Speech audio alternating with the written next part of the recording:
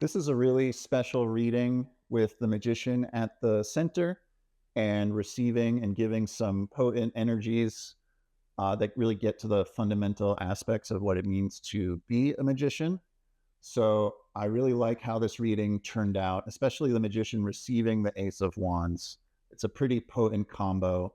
And I was hesitant to draw the fourth card at first because having a major arcana in the center focal point of the reading of gifts usually draws things into a larger theme on its own. Normally, I only ever do the majors only pull for a reading that ends up being three minors, but I'm challenging myself with these readings to always go for the fourth pull because it adds a new layer of kind of cosmic context. And I think the fourth card pull here actually very relevant, especially for these times. Although, once again, these readings are not for you, they're not for me, they're not for the collective, they're not for any astrological sign. It's just demonstrating a reading, how it would go if I drew these cards. Tarot is something to be done in person. Tarot is something to be done with physical cards that either you or the person who's reading for you are handling and flipping over. So I want this series to be a source of inspiration, show you what happens when I think out loud through each of the cards in the reading of gifts, just to show you how it's done for random sets of cards and what comes up. Tarot can be very different in person, but this, I think, is worth showing how I think my way and feel my way through readings to help hopefully inspire you to try it yourself. So I have recently started a tarot school, classroom, and community that I would love for you to check out. I'm doing weekly card challenges to help you gain a level of intimacy with the cards that goes beyond memorizing keywords and really gets you to feel the cards from the inside out. We also do weekly coffee chats where you're just getting together with tarot enthusiasts. We have members from around the world, and we just meet for a video chat and get to nerd out about all things tarot. So I invite you to check out the Arcana Conservatory. And with that, let's get to the reading. So the first card that we'll draw is the focal point. This is the energy that needs attention. This is the energy that needs focus. There's something to be done about how this energy is moving through the querent's life. So the first card that we choose for the focal point is the Magician. So the Magician's a very special card, being the very first card in the tarot deck. This is the source of all creativity, the source of all magic. When you act as the Magician, it's you declaring your life into existence. The I am statements, everything you say about who you are, about how the world works, about other people, about life itself. All of the stories that you tell are yourself casting spells as the Magician. So when the Magician is drawn as the focal point in the reading of gifts, it's about deepening and healing a relationship with your own creative magic powers. The Magician is calling out for you to take on this role. We all are the magician of our own lives. And sometimes we fall back a little bit from this place of power and responsibility that comes with that power. So to draw the Magician as the center focal point is to say, it's an invitation to get connected to the source of magic in your life, to the source of creativity in your life. We got to reclaim the power to declare our existence into being, declare the circumstances of our lives, and keeping it very contained within a sense of identity. I am a master creator. I am in charge of how my life goes. I'm in charge of my own world, that I exist as the liver of this life. So when it shows up, it's like, how do we get this person back into their role as the magician? How do we charge up the energy behind this creative power? What's it going to take to reclaim the role of the magician? And the first step is the gift to receive. So this is something that the world is trying to offer up to say, here, this is what you need in order to really step into the role of the magician, really reclaim your power over your own life narrative. And for this querent, the gift to receive would be the Ace of Wands. So this is quite literally putting the wand in your hand to say, this is your creative gift, and it's your antenna to a higher source of creative energy. Wands is the suit of fire. It's all about this inner fire of willpower and creativity itself. So the magician is, you can see in the table, a balance of all four elements, but ultimately the magician's core power is the core power of the wand, the power of the soul or the spirit, to radiate out a vision and to make that vision real. The entire suit of wands is all about turning your dreams into reality. So to draw the Ace of Wands on the receiving side is that there's something out in the world that represents a lifeline to this creative power. If this card were on the right, it would be about generating and pulling the interior world out of, like, you're holding on to so much good ideas. We need to release them out into the world. We need to erupt your vision out into the world. But on the receiving side, I would say there's channels of inspiration and the ways in which good ideas come to you, the ways in which visions come to you. It's to let in the Ace of Wands is to let in this invitation of connection to something mysterious, in the way that they say, like Michael Jackson, whenever he got an idea for a song, he had to get it down immediately, because he said that he was afraid that if he didn't, then that idea would fly away and land on Prince's shoulder instead to give it to him. So Ace of Wands represents that sense of, like, ideas come from somewhere else. They're little birds that land on your shoulder and whisper creativity into your ear.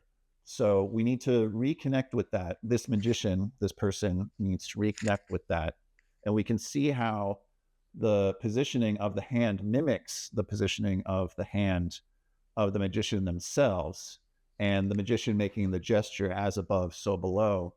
It's calling forth the central position of the magician to say, there is nothing separate between me and that which makes life itself live. We're in this sacred position as little sparks of divinity contained in this suit of flesh and narrative, but never losing sight of that divinity and reclaiming it is receiving the Ace of Wands, looking around you and noticing all of the evidence that the world is laying this richness of inspiration at your feet. You have all of the raw materials, you have all of the imagination, and it's just opening itself up right in front of you, and you need only to claim it and grasp it and say, yes, I receive this gift of my magic powers. A lot of times this reading, I would say, shows up as a kind of refusal of the call, like, no,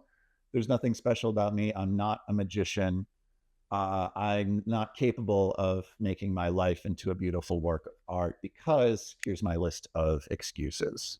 And the Ace of Wands showing up as the receiving is to say, I don't care about any of your excuses. I'm here to give you magic and inspiration all day, every day. This is a message from the divine mystery to say, here you go.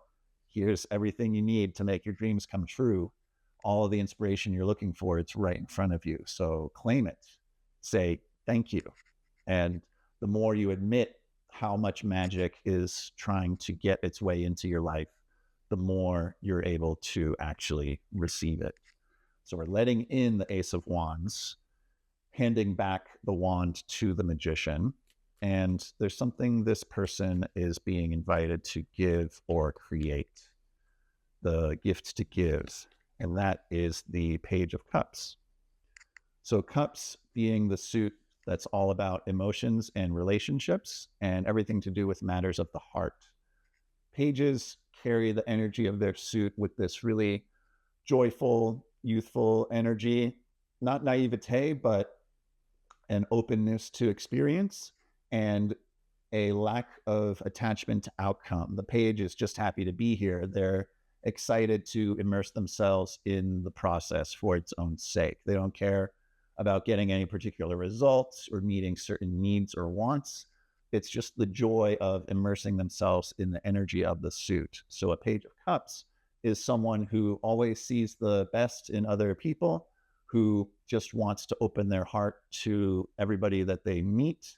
It's not about lacking healthy boundaries. It's about meeting people's gaze straight on and seeing people for who they are with your full attention. The page is like, hi. They're not afraid to acknowledge that they are sharing presence with everyone around them. It's a recognition that we are one single divine being split like a prism into so many different individuals, but there's really only one character in this story, and the page recognizes that. It's very much the principle of a stranger is just a friend that you haven't met yet. So page being the gift to give, this person who needs to reclaim the magician role in their life, they've lost touch with their role as the Page of Cups. So this is a energy that's out of alignment, and this is also a character that hasn't been played enough in this person's life. So the more they step into the role of Page of Cups, the more they complete the missing pieces that make up their magician role. So to act as the Page of Cups is to be open to giving attentive awareness and acknowledgement to everything and everyone around you, and opening up your heart to possibility. And it's the kind of energy where you're flirting with the world for the sake of the art of flirtation, not because you're hungry and grasping for any particular result. It's just the joy of the dance of relating itself. So having a really delightful conversation with someone while you're waiting for the bus, and you may never see them again. You don't have to get their number. You don't have to become their best friend. It's just sharing that 5 minutes of a freewheeling conversation that starts with the weather and then just naturally tumbles its way into this mutual opening of the soul to create a moment of recognition. Like, I see you, you see me, namaste.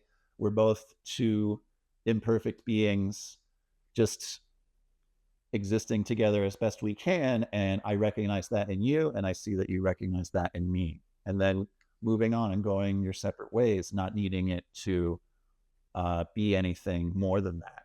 So the Page of Cups, the more you like, there's a lot of magic that's being cut off from this person's life because maybe they're taking the act of relating too seriously.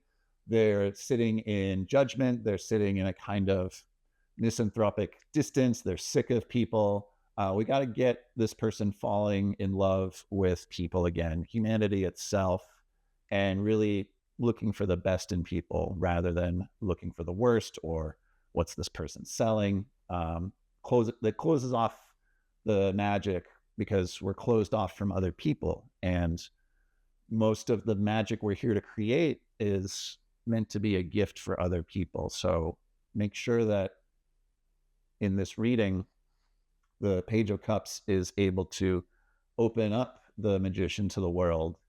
It's almost as if the magician has been keeping all their magic to themselves because they're trying to prove something to themselves. And the Page of Cups is telling the magician to flip the script, and your magic is meant to be a gift for the people. So letting that out, giving the Page of Cups, acting as the Page of Cups. And to draw the magician in the center position is pretty potent. So normally I would say a major only pull for the fourth card wouldn't be necessary, but we're going to challenge ourselves to do a fourth card majors only pull with all of these readings just to see. This is the general theme of what's really going on, the larger stakes of the issue. So, Wheel of Fortune is all about finding a sense of grace in the center where we're not grasping at the prosperity and we're not flinching away from the poverty or the difficult moments. We're not feeling attached to the good life and feeling like we're avoidant of the challenges of life. It's a Wheel of Fortune is a reminder to find the maximum personal power at the center, unbothered by either success or failure, because the success and the failure is ultimately an illusion, and you are always abiding at the center. And events occur regardless of our value judgments upon them. Nothing is evil, lest thinking make it so. The Wheel of Fortune shows you that your mountains will always be as tall as your valleys are deep. And if you assign value judgments to chasing high mountains and avoiding low valleys, that is the recipe for dissatisfaction. It's being able to have your whole self at the top of the mountain and your whole self at the bottom of the valley. So I think for this reading, for this querent, I would say they're being prepared to reclaim a deeper, more powerful operating system within their magician self. And that's because these are very tumultuous times for this person, a lot of high highs and a lot of low lows. And we want to keep our center in the middle. And the way to keep the center in the middle is to declare yourself as a creative being, declare yourself as the master of your own destiny. So in order to weather the storms of the ups and downs of the Wheel of Fortune that are swirling all around, it's going to take stepping into this magician power to take ownership, take responsibility for your place at the center of the storm. So putting it all together, we got to get the magician back into remembering that they're a magician. So they need to receive, they need to open themselves up to the raw source of their inspiration, open themselves up to the mysteries of creativity itself. Ace of Wands really represents the sense of, I don't know where all of my amazing ideas come from, but I know how to open myself up to them. So opening the floodgates of inspiration to charge up the magician and getting rid of the cynicism and the jadedness to embrace the concept of making new friends, refining old friendships, keeping this fresh energy of the Page of Cups, letting in the magic of inspiration, giving the gift of friendship and trust and openness. And the more we do that, the more we're able to put our focus on seeing through the illusion of the ups and downs to find ourselves abiding at the center. So thanks for watching.